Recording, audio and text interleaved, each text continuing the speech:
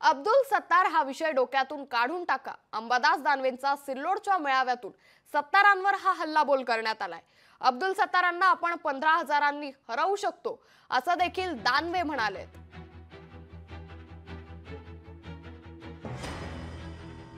मला असं वाटतं तुम्हीच काही जणांचा प्रचार करता। चूक आहे का बरोबर आहे? सत्तार काढून टाका डोक्यात सत्तार बित्तार। किती मतांना जिंकलेले अब्दुल सत्तार आता मागच्या इलेक्शनला?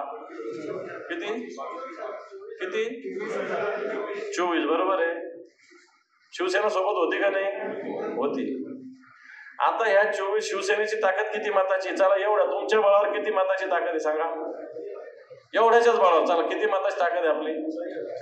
40,000। चला 25 मधून 40 काढला काय होईल? काय होईल सांगा ना?